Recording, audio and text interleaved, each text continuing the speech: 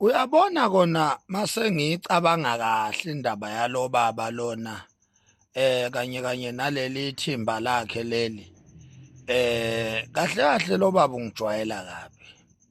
Ya lo baba lo ungijwayela kabi impela lento yokuthi aphume ezidlangalaleni athi yena ubhizi ufunana nami. Ungijwayela nje kabi lo baba lona. Le nhlikinhliki lena ingijwayela impela nje. Mina ngazi ukuthi lo baba lo ingqondo yakhe ngempela isebenza kanjani. I really don't understand ukuthi ingqondo yalo baba lo isebenza kanjani. Kuyihlazo nje ebuthweni lalapha ondini ukuthi liholwa indoda enengqondo esebenza kancane njengalo baba. Kuyihlazo nje kakhulu lo baba ulithela ngehlazo ibutho lasondini. Ibutho ngiyalihlonipha. Lo baba iposition yakhe kumele ngabe uhloniphekile, kumele ngabe ngiyamhlonipha ngoba iposition yakhe kwaZulu inkulu uma ngabe ewumdidiyeli webutho. Kodwa umbuzo uthi umhlonipha kanjani umuntu ongazihloniphi yena? Ungavela usuke nje ubize abezindaba onhlaka production, ubabize maqede ufuna ukuzosongela mina kwabezindaba. Into ebukwa yiwo wonke umuntu, into ebukwa amaphoyisa, into ebukwa umhlaba wonke ngisho overseas. Bayayibuka lento yakho ubhizi unjalo nje, ulimi lakho alisokiwe, ulimi lakho liyahlaphaza nje lu-loosed ulimi lakho. Uzokhuluma into engafanele uyikhulume ezidlangalaleni. After that uzoclaim ukuthi mina ngiyadelela. Ngidelela kanjani mina wena ukwazi ukukhuluma izinto ezibucayi kangaka uyikhulume ezidlangalaleni ubiza bezindaba uzokhuluma izinto zokusabisa umuntu eSouth Africa ungisabise ungisongele. Buphi ubuhlakani bakho? Engifuna ukwazi ke Mhlongo ukuthi uhlangothi likaMntwana uZonda Magwala linamabutho. Njoba nje mina isilo kimi kuMntwana uZonda Magwala ekuyomela ukwazi ukuthi sinamabutho, singamabutho thina suMntwana uZonda Magwala. Angeke sivume ukuthi kuzophuma wena. Ulixoki futhi wena Mhlongo. Ulixoki kabi nje. Kuzophuma wena ngeinhloso zakho ezipersonal uzosebenzisa ibutho ngoba ufuna ukufeza inhloso zakho. Ufuna ukufeza inhloso zakho, ufuna ukuvela uyikhathalela bukhosi lika Misizulu. Ufuna ukuvela ukhona uzothandwa laphana esayidini lika Misizulu ngoba phela uyaziwa wena. Uyaziwa ukuthi uyixoki wena.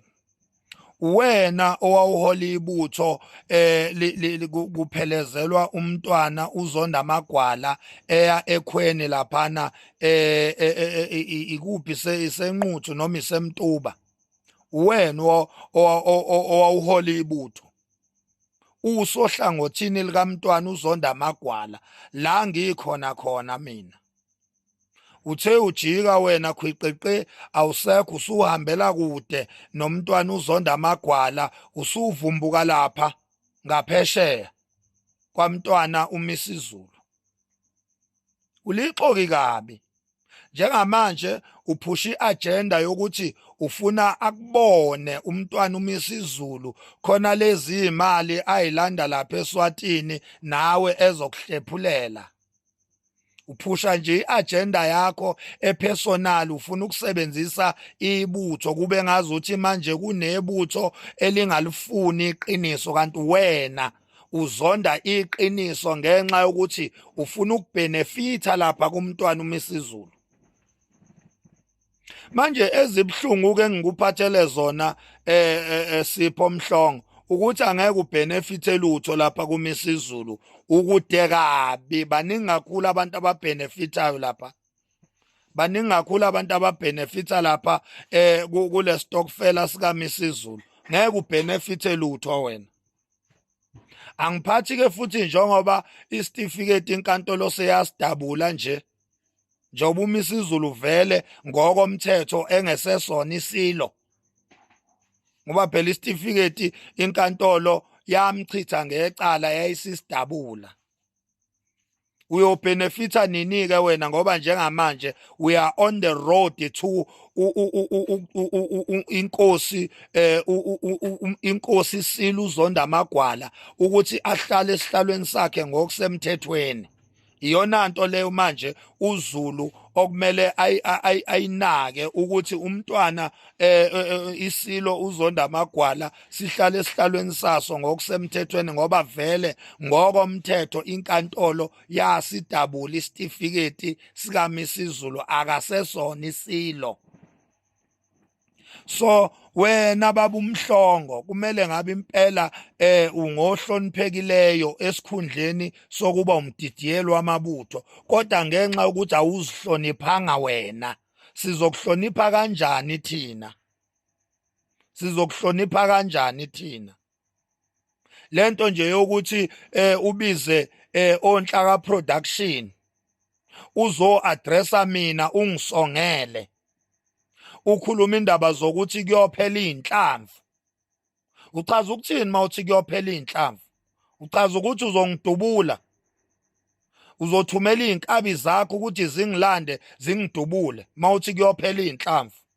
Athini lawo mazwi uma elalelwa abomthetho, mayelalelwa inkantolo, mayelalelwa amaphoyisa? Athini lawo mazwi uma ngabe ngempela uMax Makhanya esedutshuliwe? Athini amazwi athi kuyophela inhlamvu, ungifuna ngapha nangapha, ungifuna uthuli, sewubuya koMbumbulu, ubuya koMayville, uphezulu manje koGoli koNdonga ziyaduma, uthi ufuna uMax Makhanya, umfuna la futhi kuyophela inhlamvu. Athini lawo mazwi lawo uma ngabe elalelwa inkantolo igazi lami selichithekile?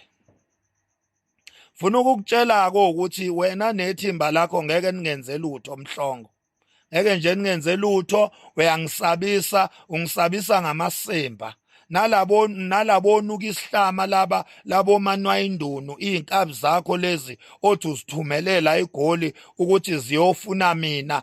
Omanwayindunu labo bathumele eGoli ukuthi bayofuna mina. Osihlama bonke labo ngibalindele ekseni emini ntambama phakathi kwamabili, ngeke baze bangenze lutho, ngeke baze bangenze lutho. Ya, ngisho ngingaphuma wena uqobo, ngisho ngaphuma wena uqobo, ngeke nize ningenze lutho, ngeke nje nize ningenze lutho. So ngicela niyeke nje ukulona ingijwayela kabi, ningisongela ngamasimba ngoba ngeke ningithinte, ngeke ningenze lutho.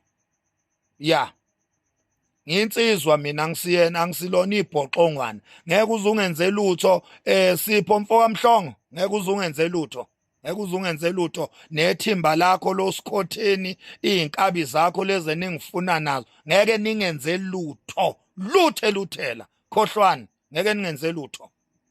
Isilo umntwana, iSilo uZonda Magwala, iSilo uZonda Magwala, umntwana uSimakade uyena oyiSilo. Kusho mina ongakuthandi lokho gede uyangidakela. Ngithi mina iSilo sikaZulu umntwana uZonda Magwala uSimakade, umntwana uZonda Magwala uSimakade, iSilo.